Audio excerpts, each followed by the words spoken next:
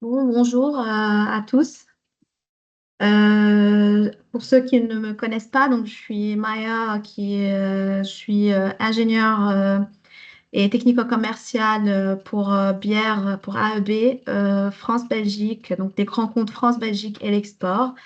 Je vais laisser un peu William se présenter. Donc avec William, on va parler de la thématique les levures et les nutriments et comment booster nos arômes dans la bière. Donc, je laisse peut-être William se présenter et ensuite on commence. Ouais, merci Maï.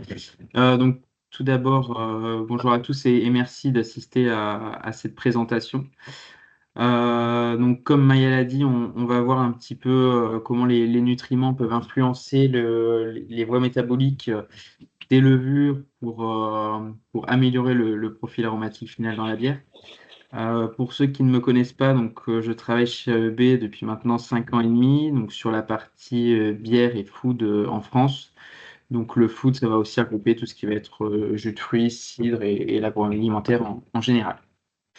Donc voilà, donc Maya va débuter cette présentation et après je prendrai le relais d'ici 15-20 minutes pour la partie un peu plus technique.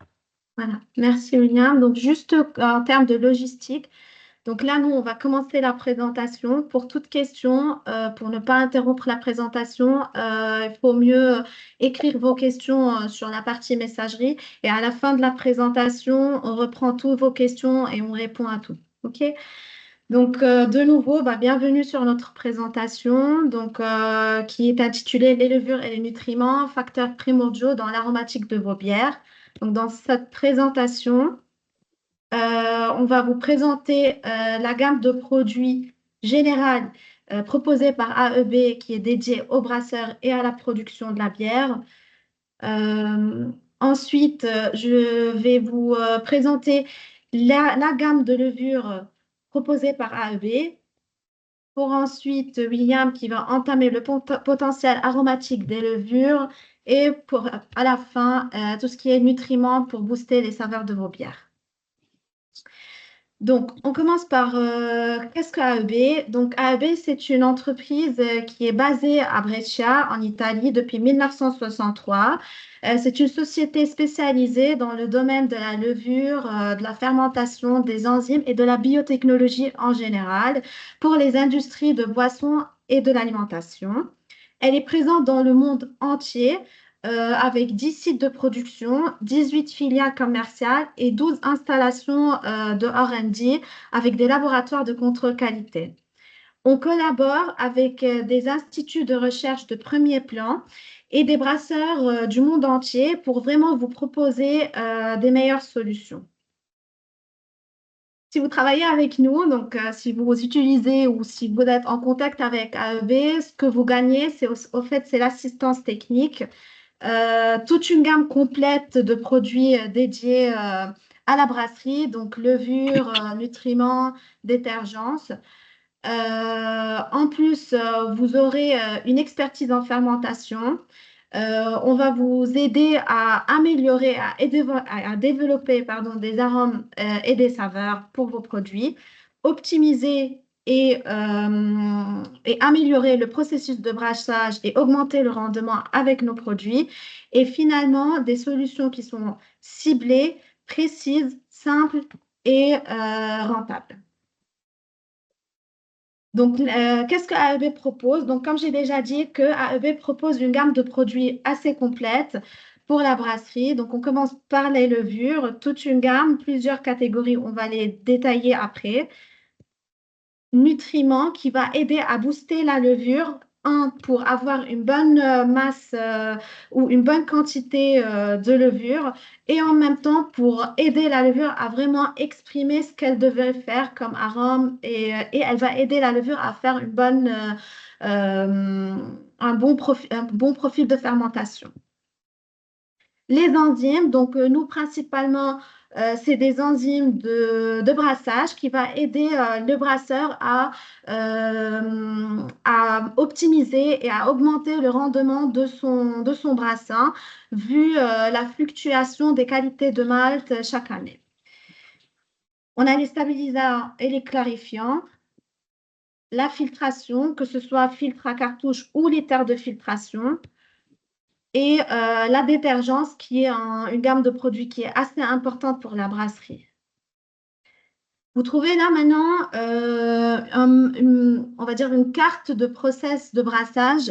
Donc, l'objectif de cette carte, c'est de vous dire où on peut utiliser nos produits tout le long du processus de brassage. Donc, vous pouvez voir, par exemple, tout ce qui est en jaune, c'est des enzymes, et principalement, c'est des enzymes de brassage. Donc, on peut les trouver au début de la première, de la partie chaude du brassage, euh, plus tout ce qui est antioxydant, donc stabilisant, clarifiant, pour ensuite, au moment de la fermentation, les levures, les nutriments, et aussi il y a des enzymes qu'on peut les utiliser pendant la fermentation pour vraiment pour faire un bon finissage de la bière. Au moment de la maturation, on a tout ce qui concerne la clarification. Et ensuite, dans la filtration, tous les termes de filtration qu'on peut adapter pour avoir de la bière brillante. AEB, qu'est-ce qu'elle propose comme levure? Donc, on a toute une gamme de levures qui est sélectionnée pour leur profil de fermentation, leurs caractéristiques gustatives et leur qualité. On a quatre grandes catégories. Tout ce qui est Fermo Ale qui est dédié aux levures de fermentation haute. Tout ce qui est Fermo Lager qui sont pour tout ce qui est fermentation basse. Fermo Brew, c'est des levures hybrides qui ont pour objectif pour les bières à faible et à sans alcool. De plus, il y a le Fermobrew acide qui est destiné à tout ce qui est bière type sour. Et finalement, la dernière catégorie, c'est le Fermokvek, qui est une levure norvégienne avec une fermentation rapide. Il faut savoir que nos levures sont développées selon les normes élevées de qualité, de sécurité et de fiabilité d'AEB. On commence par la première partie, c'est la fermentation basse, donc tout ce qui est lager. Donc la Fermolager W, qui est une souche allemande sélectionnée de l'Institut Weihenstephan à Munich. Donc c'est une levure neutre, basique, avec des saveurs fraîches, équilibrées. C'est une Saccharomyces pastorianus, donc évidemment origine allemande. L'atténuation apparente est entre 75 et 82% et la flocculation, elle est assez élevée pour vraiment répondre aux caractéristiques de tout ce qui est Pils, Lager, qui est vraiment très clair. Ensuite, on a la Fermolager Berlin qui est sélectionnée de l'école de Berlin. C'est une souche qui est un peu fruitée. Elle a, elle a, elle a comment dire, un profil frais et aromatique. Donc, c'est aussi Saccharomyces pastorianus, aussi à origine allemande. Et l'atténuation, elle est entre 75 et 85% et une flocculation aussi élevée. Donc, toujours, on répond aux exigences de ce style de bière qui est vraiment limpide. La Lager Crisp, c'est notre nouveauté cette année. Ce qui est intéressant avec cette souche-là, c'est que on a peu ou parfois sans sucre résiduel. Donc, on aura une bière vraiment sèche avec une high drinkability, donc une buvabilité assez élevée. Et c'est ce que normalement la plupart des brasseurs recherchent pour augmenter la consommation. Et donc là aussi, c'est une Saccharomyces pastorianus l'origine Mexique, par contre, l'atténuation est entre 78 et 85% et la flocculation, on est toujours sur du élevé parce que c'est toujours des lagers. La fermentation haute, donc on commence par la Fermo Ale, qui est une souche avec un profil aromatique plutôt maltais avec des notes de fruits, pommes et orange. avec vraiment des notes très subtiles de caramel. C'est une cérévisée, donc Saccharomyces cerevisiae. L'origine, c'est la Grande-Bretagne. Atténuation apparente entre 75 et 80%. Et flocculation, par contre, ici, c'est faible. Donc, vous aurez un peu du trouble. La Fermo LAY3, plutôt c'est le type anglais, fruité, avec des notes biscuits, caramel doux, toujours de la cérévisée, a une atténuation qui est un peu plus basse pour une ale qui est de 72 à 78%, et une flocculation, par contre ici elle est élevée, donc vous aurez quelque chose de plus clair. L'AY4, donc la Fermo Ale AY4, c'est une souche plutôt américaine, spécialement de la Californie, sélectionnée de la Californie. Elle est plus ou moins neutre, mais toujours avec des touches d'agrumes. Elle a un profil équilibré, propre. Et c'est une souche, au fait, qu'on la préconise et elle est vraiment beaucoup utilisée pour les types de bières IPA, DDH, vraiment houblonnées parce que ça, sa neutralité, elle masque pas les houblons ou l'arôme qu'on est en train de chercher sur le style de bière qu'on est en train de faire.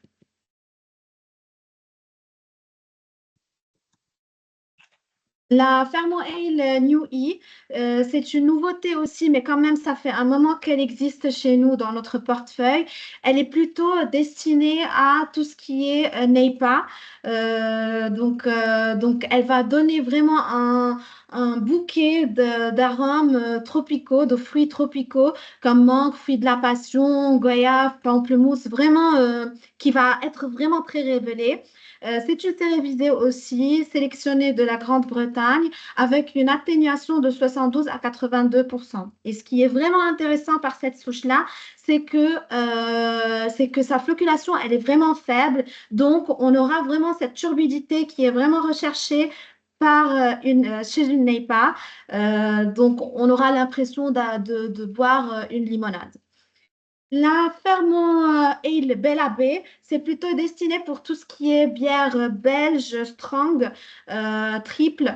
Elle va nous donner des notes plutôt fruits secs, raisins, dattes, figues, avec de légères notes phénoliques, poivrées et une touche de caramel.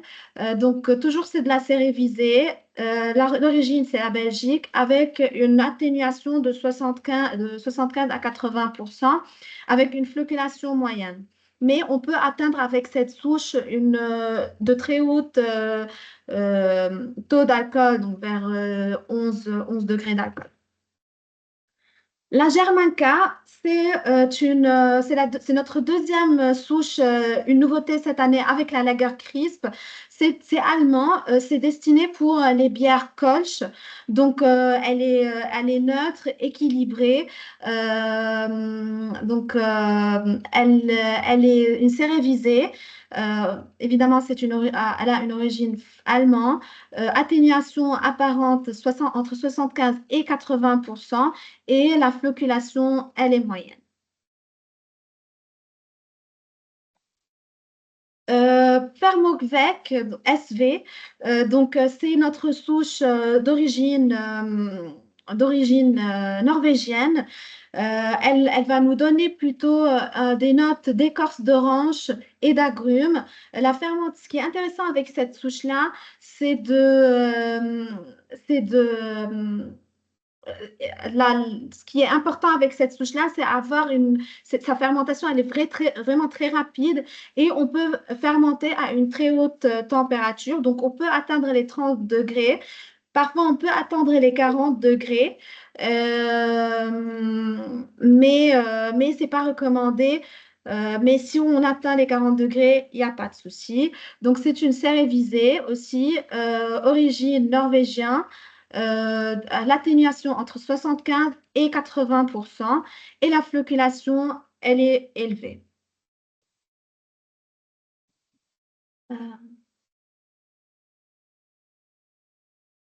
Euh, Le ferme-goût acide, donc c'est notre fameuse souche Lachensia, qui normalement tous les brasseurs l'aiment parce que c'est pas une bactérie et elle est destinée à tout ce qui est bière acide, sour. Ce qui est intéressant avec cette souche-là, c'est qu'on l'ensemence vraiment, elle est ensemencée vraiment après le refroidissement du mou. Et une fois on atteint le pH qu'on veut, on la couple avec une autre cérévisée, n'importe laquelle chez nous. Elle va prendre dessus parce que la cérévisée, elle est plus costaud, elle est plus forte que la Lachensia. Elle va continuer sa fermentation alcoolique. Ce qui est vraiment intéressant, c'est que, et je pense que tous les brasseurs aiment ça, c'est de prendre le contrôle. C'est que une fois qu'on atteint le pH voulu, directement quand on la couple avec une autre cérévisée, normalement nous on recommande la Y4 parce qu'elle est neutre, donc là elle va vraiment prendre dessus et arrêter la descente du pH et elle va continuer sa fermentation. Le process en tout va pas prendre plus que 7 à 8 jours de fermentation et vous aurez vraiment un profil de fermentation assez sain, complet. Voilà. Euh, Fermobrew citrus, donc notre dernière souche, c'est une souche aromatique. Euh, Elle va révéler plutôt tout ce qui est des notes d'agrumes citriques, mais pas acides. Il faut faire vraiment attention à ça. Elles libèrent les thiols dès le début de la fermentation, donc elle est vraiment très aromatique. Et l'objectif de cette souche-là, c'est de les utiliser pour les types de bières plutôt faibles ou sans alcool. Par contre, on dit plutôt vers les faibles, sans alcool, c'est pas, on n'atteint pas les 0,0%. Et son atténuation, elle est vraiment très basse, donc entre 60 et 70%, avec une flocculation moyenne. Voilà, maintenant je vais passer la parole à mon collègue William qui va vraiment prendre plus, parler plus du profil aromatique des levures. Merci. Merci Maya. Alors j'essaie juste quelque chose par rapport au diapo. Alors je vais juste refaire ça.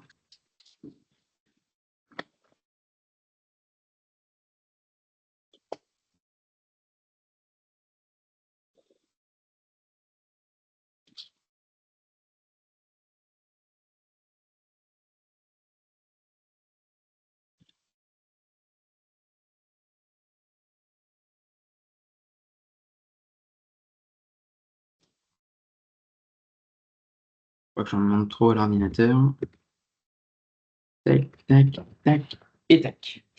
Donc voilà. Donc merci Maya pour la présentation. On a relevé la gamme de nos différents produits et de nos différentes souches de levure. Donc déjà, on peut voir qu'en fonction de la souche de levure qu'on va utiliser, on va vraiment avoir des aromatiques différentes.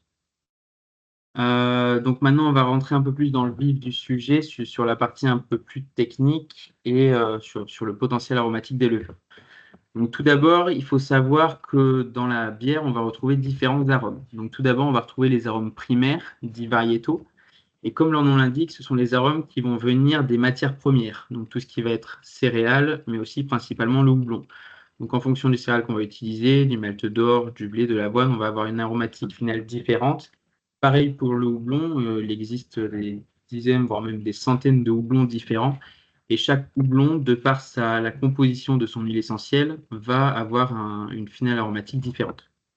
Et donc ce sont ces arômes primaires qui vont être en grande partie responsables de l'aromatique de la bière. Et en plus de ces arômes primaires, on va également avoir des arômes secondaires, cette fois-ci qui vont être fermentaires et donc qui vont venir du métabolisme de la levure. Donc ce sont les esters et ce sont des sous-produits de la fermentation et leur synthèse va dépendre de la souche de levure, comme on a pu le voir précédemment avec la présentation des différentes souches, mais aussi des conditions du milieu dans lequel la levure va fermenter.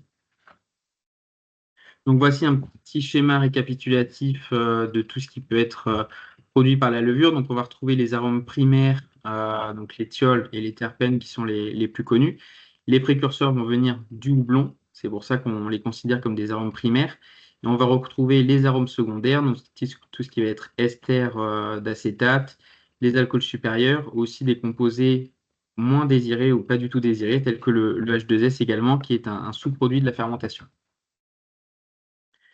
En ce qui concerne les arômes primaires, donc on va commencer par les thiols. Je pense que maintenant, beaucoup d'entre vous ont déjà entendu parler de ces composés aromatiques qui viennent du houblon et qui vont être présents sous forme libre ou sous forme liée. Quand ils sont sous forme liée, on va les considérer comme des précurseurs de thiols. Il faut savoir qu'il va y avoir différents précurseurs de thiol. Soit ils vont avoir une cystéine, donc le thiol va être lié à une cystéine, soit à un glutathion. Et dans tous les cas, c'est sous l'action d'une enzyme, la bétaliase, que les thiols vont pouvoir être libérés. Donc en fait, on va enlever le groupement cystéine ou glutathion afin qu'ils deviennent volatiles et donc odorants.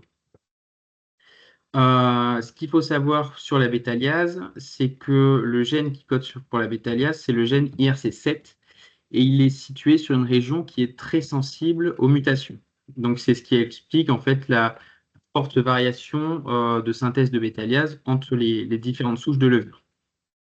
En fait, on va retrouver deux variants principaux, un gène IRC7 long trail, donc qui va être plus long en fait avec 400 acides aminés, et un gène IRC7 court avec seulement 340 acides aminés. Et donc ce gène court ne va pas faire une bétaliase fonctionnelle. En fait, toutes les Saccharomyces cerevisiae vont avoir le gène IRC7, mais ce qui est important, c'est de savoir si elles ont un gène IRC7 fonctionnel ou non. En l'occurrence, sur nos différentes souches de fermentation haute, la seule qui présente un gène IRC7 non fonctionnel, ça va être la Fermogwake SV, donc on ne va pas la conseiller pour faire de la biotransformation. À titre d'information, celles qui font le plus de biotransformation, ça va être la Fermoil AY4 et la Fermoil BellAB. Donc voilà pour ce qui est des thiols. Ensuite, on va retrouver d'autres composés aromatiques variétaux, donc notamment les précurseurs glycosidiques, les terpènes et les norisoprénoïdes. Là aussi, ils sont présents dans l'huile essentielle de houblon. Et cette fois-ci, ils ne vont pas être liés à une cystéine ou à un glutathion, mais à un glucose. Donc là aussi, il va y avoir forme liée et forme libre. Et ce n'est pas la bêta-aliase qui va les libérer, mais la bêta-glucosidase, là encore une enzyme qui va être synthétisée par la levure, qui va hydrolyser cette liaison entre le glucose et le terpène et qui va permettre la libération du terpène qui va devenir volatile et donc odorant dans le milieu, qu'on va pouvoir percevoir. Là aussi, une chose importante à savoir, c'est que l'activité de la bêta-glucosidase est réprimée lorsqu'il y a du glucose. Donc, notamment en début de fermentation, lorsqu'il y a une forte teneur en sucre, la bêta-glucosidase va très peu agir car elle va être réprimée par le glucose. Donc c'est une enzyme qui va plutôt agir vers la fin de la fermentation. Ensuite, les arômes fermentaires. Donc là, les plus connus, ce sont les esters. Donc on va distinguer deux catégories d'esters. Les esters d'acide gras ne nous intéressent pas forcément car ils sont très peu volatiles. Et les esters d'acétate, qui eux sont très intéressants parce qu'ils ont une très forte intensité aromatique, mais ils sont aussi très sensibles à l'oxydation. Donc le plus connu, je pense que tout le monde connaît, ça va être l'acétate d'isoamyle pour tout ce qui est plutôt banane. Donc les esters, eux, sont tous produits à partir des composants du mou. Et certains esters vont être plus produits par certaines souches de levure, comme on a pu le voir précédemment avec la présentation des souches. Il y a des levures qui vont être plutôt neutres, d'autres qui vont synthétiser des esters aromatiques. Et ça va également dépendre des conditions de fermentation, notamment la température, la turbidité et la nutrition. La température va avoir une influence dans le sens où plus on va être bas, plus on va favoriser la synthèse d'esters, mais ça va également permettre que les esters ne se volatilisent pas dans le milieu. Alors, donc dès qu'on va augmenter la température, ils vont se volatiliser. La turbidité est aussi importante. Plus le milieu va être chargé, plus il va y avoir de particules en fait autour de la levure, moins elle sera apte à aller capter toutes les briques pour justement faire ces esters. Et la nutrition joue un rôle également très important dans la synthèse de ces esters aromatiques, notamment les acides aminés, car ce sont les précurseurs de ces esters. Par exemple, si je prends l'exemple de l'acétate d'isoamyle, c'est un alcool isoamylique plus un acide acétique, et il faut savoir que le précurseur de l'alcool isoamylique, ça va être l'acide aminé leucine. Donc en fait, plus on va ajouter de leucine dans le milieu, plus la levure va être capable de synthétiser de l'acétate d'isoamyle durant la fermentation. Au niveau des bonnes pratiques, donc les bonnes pratiques, ça va être ce qui va être nécessaire pour favoriser les composés, mais également les garder dans le milieu. Donc tout d'abord, on va éviter les conditions oxydantes et limiter les composés favorables aux oxydations, notamment les polyphénols. Donc il faut savoir que les polyphénols dans une bière, dans une blonde classique sans trop de dry hop, on va être à peu près à 200 mg par litre. Donc là, à ce moment-là, ça n'a pas trop d'influence sur les esters et les thiols. Par contre, dès qu'on va avoir une bière, une NEIPA ou une IPA avec pas mal de dry hop, tout de suite, on va monter vers 400, 500 mg par litre. Et là, il peut avoir un effet négatif sur les esters, les thiols, et donc diminuer justement la perception aromatique de la bière. On va également préférer utiliser de l'azote organique et pas minéral, tout simplement parce que l'azote minéral va bloquer les transporteurs membranaires de la levure. Ça veut dire que la levure ne va plus être capable d'aller chercher les acides aminés et les précurseurs de thiol dans le milieu. Donc, avec de l'azote organique, par contre, on va laisser les transporteurs membranaires ouverts. Et donc là, la levure va pouvoir aller chercher les précurseurs de thiol et les acides aminés nécessaires à la synthèse d'ester. Le choix de la souche de levure est également important, tout comme le choix des houblons utilisés. Comme je le disais, il y a une centaine de variétés aromatiques de houblons différents. Donc, en fonction de ce qu'on va utiliser, on va avoir une aromatique différente. Il y a aussi des houblons qui sont meilleurs pour la biotransformation, le Citra, Mosaïque, Nelson Sauvin, tout ça, c'est propice à la biotransformation. On va également préférer une température entre 18 et 20 degrés, même 18 degrés, c'est encore mieux. Et donc ensuite, on va utiliser des nutriments spécifiques. Ce qu'on appelle nutriments spécifiques, ce sont des nutriments enrichis en certains acides aminés pour justement orienter les voies métaboliques de la levure vers la synthèse des esters. Donc ici, on retrouve un exemple d'une étude qui a été faite donc, sur du vin, donc sur différents esters qui ont été mesurés. Donc sur la première colonne, le DAP, c'est une nutrition minérale. Donc on peut voir qu'on atteint, par exemple, sur le premier tableau, 3500 microgrammes par litre d'ester. Dès qu'on va utiliser un nutriment organique non spécifique, donc là, on ne contrôle pas trop ce qu'il y a dedans, on atteint 4000 microgrammes par litre d'ester pour le premier tableau. Donc déjà, ça montre qu'avec une nutrition organique et pas minérale, ça permet d'ouvrir les transporteurs membranaires justement pour favoriser la synthèse des esters. Et enfin, dans la dernière colonne, quand on utilise un nutriment organique spécifique, donc qui va être enrichi en certains acides aminés, ça permet encore une fois d'augmenter la quantité d'ester qui va être produit par la levure. Donc là, ça montre bien que la nutrition de la levure est importante dans la synthèse des composés aromatiques. Maintenant, donc un petit point, on va aller un peu plus en détail sur la nutrition de la levure. Donc, pourquoi on utilise des nutriments à l'heure actuelle? Généralement, c'est surtout pour favoriser la croissance de la levure, lorsqu'on va avoir une mauvaise viabilité et vitalité de la levure. Dès qu'on va avoir une fermentation ralentie, voire stoppée, ou également une faible tolérance à l'alcool, ou alors dès qu'on va faire des bières assez fortes en alcool, on va rajouter des nutriments pour permettre à la levure de résister. Et donc, nous, ce qu'on cherche à montrer, c'est que la nutrition de la levure a également un rôle très important dans la biosynthèse de tout ce qui est composé aromatique fermentaire. Un petit point sur les éléments essentiels pour la nutrition de la levure. Donc, on va retrouver les glucides pour l'énergie. L'azote assimilable, donc que ce soit inorganique ou organique, là, il va être essentiel pour la multiplication, pour la croissance des levures.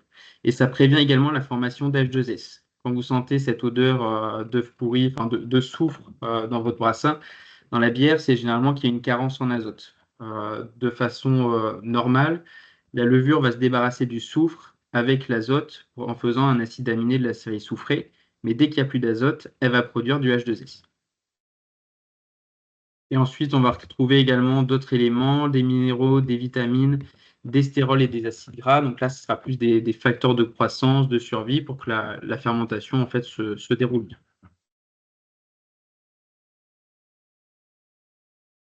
Au niveau de la gamme de nutriments de chez AEB, donc on va retrouver trois nutriments, donc Thermoplus Fragrance, Fruity et Thermoplus Sauvignon. Donc les deux premiers, ce sont des nutriments qui ont été enrichis en acides aminés spécifiques, et le troisième enrichi en tanins de peau de raisin, donc les tanins qui sont riches en précurseurs de thiol, de terpènes et de norisoprénoïdes. Et donc ces nutriments vont permettre d'améliorer les performances de la levure et donc le profil aromatique de la bière. Et donc c'est la formulation qui va permettre d'améliorer la capacité de la levure à convertir les précurseurs aromatiques, comme je le disais, avec une nutrition organique, donc c'est-à-dire avec des acides aminés, ça va permettre d'ouvrir les transporteurs membranaires et donc de faire plus de biotransformation. Ça permet également la synthèse d'esters, vu qu'on apporte les précurseurs des esters, et donc de libérer les arômes floraux et fruités dans la bière. Tout ça pour renforcer le profil aromatique de la bière.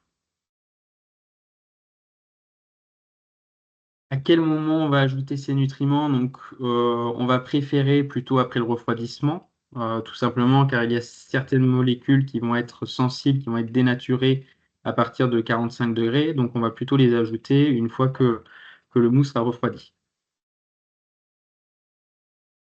Donc maintenant, après la partie un peu plus théorique, on va démontrer ça avec une partie un peu plus pratique. Donc on a mené des essais expérimentaux avec un mou densité moyenne à 12 degrés plateau, une fermentation à 20 degrés parce que c'est ce qui est largement fait en fermentation haute dans les brasseries. Et on a testé donc nos trois nutriments, fragrance, fruity et sauvignon, dans trois recettes différentes, trois recettes différentes, deux mêmes recettes de Neipa avec la Nui plus un nutriment dans chacune d'elles, et une American Pale Ale avec la Fermo Ale Y4 et Fermo Plus Sauvignon. Les nutriments ont été rajoutés en deux fois, une première fois sur mou refroidi, pour débuter la synthèse d'ester dès le début de la fermentation, et une deuxième fois au moment du dry hop, donc 2 degrés plateau avant la densité finale attendue, tout simplement pour justement apporter une nutrition organique et favoriser la biotransformation par la levure. Donc il y a eu un batch test et un batch contrôle afin de pouvoir comparer les résultats.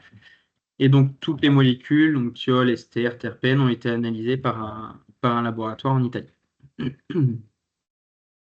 Au niveau des thiols, donc on a pu remarquer une augmentation significative pour les trois essais, donc que ce soit avec Fragrance, Sauvignon et Fruity, donc avec plus 25% pour Fragrance et Sauvignon et plus 50% de thiol libre avec Fermo Plus Fruity. Ce que vous pouvez remarquer ici, c'est que la quantité de thiol dans la NEIPA par rapport à l'American Pale Ale est quand même plus faible, tout simplement parce c'est assez surprenant, mais il n'y a pas eu de dry hop dans la NEIPA, parce que là, ce qu'on souhaitait montrer, c'est vraiment que simplement avec une nutrition organique, donc sans forcément apporter les précurseurs de thiol avec le dry hop, simplement avec une nutrition organique, ça permettait à la levure de favoriser la biotransformation. Et donc là, voilà, c'est les thiols qui ont été analysés. L'intérêt aussi des thiols, c'est que leur seuil de perception est très bas. Par exemple, le 4-MMP, on va être à 0,8 nanogrammes par litre. Le 3-MHA, on est à 4 nanogrammes par litre. Donc c'est l'intérêt des thiols, c'est qu'à très faible concentration, on peut les percevoir dans la bière finale. Ensuite, au niveau des esters, donc là, ça a permis de largement booster la synthèse des esters aromatiques, surtout avec Fragrance et Sauvignon. On a quasiment doublé, enfin, on a même doublé la quantité d'esters, avec un zoom sur certains esters. Donc, par exemple, l'acétate d'isoamyle qui a eu plus 462% avec Sauvignon, l'éthylacétate plus 136%, le phényléthylacétate, donc ça, c'est tout ce qui va être assez floral. On a plus 277% avec le Fermo Plus Sauvignon. Donc, ça montre bien qu'avec la nutrition appropriée, on permet vraiment à la levure de libérer son potentiel et donc de synthétiser les esters aromatiques. Ensuite, les terpènes. Donc là, il y a seulement eu une augmentation avec Thermoplus Fragrance, où on a doublé la quantité de terpènes. Donc les terpènes, ça va être, comme vous pouvez voir sur le tableau, tout ce qui va être assez floral, voilà, la rose, tout ce qui est un peu herbacé, avec certains quand même terpènes qui ont bien augmenté, hein, Thermoplus Sauvignon, plus 119% pour le citronellol, donc là, ça va être légèrement citronné, et plus 138% sur le géraniol avec Thermoplus Fragrance. Donc le géraniol, c'est le côté floral, un peu de rose.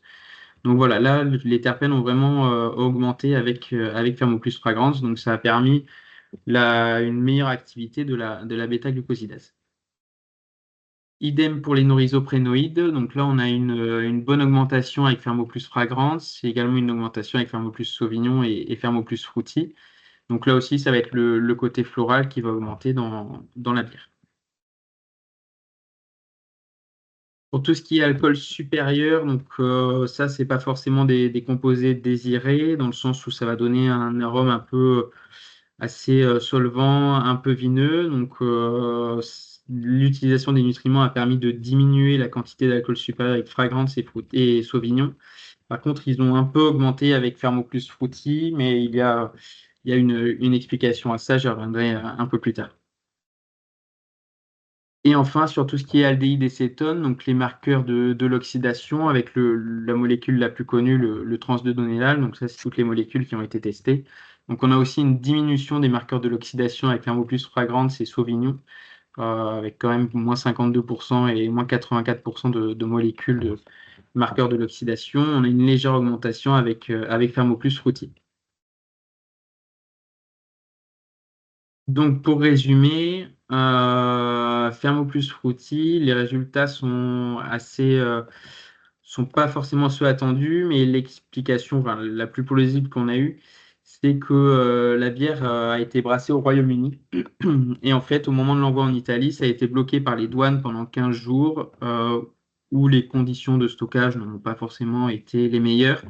Donc en fait, il y a certainement eu un procès d'oxydation qui a commencé, la température élevée, ce qui explique la faible pourcentage d'augmentation d'ester, où il y a certainement eu une hydrolyse des esters et donc les alcools supérieurs qui ont augmenté. C'est pour ça que le résultat avec Thermoplus Fruity sont à prendre avec des pincettes.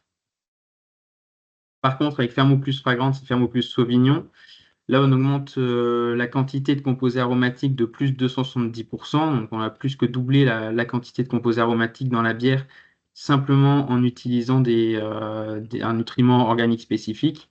Et avec Thermoplus Sauvignon, là aussi, on a augmenté de 183% la quantité de composés aromatiques. Et ce qui est intéressant, c'est qu'en même temps, on diminue aussi les alcools supérieurs et les marqueurs de l'oxydation dans la bière. Donc, pour résumer, au niveau des nutriments Thermoplus, donc, on a vu qu'ils ont permis la conversion des précurseurs aromatiques, donc que ce soit des thiols, des terpènes et des non-isoprénoïdes, et la production des esters aromatiques. On favorise aussi la réduction des marqueurs de l'oxydation, donc par conséquent, on améliore la stabilité de la bière. On va avoir une bière qui est plus harmonieuse.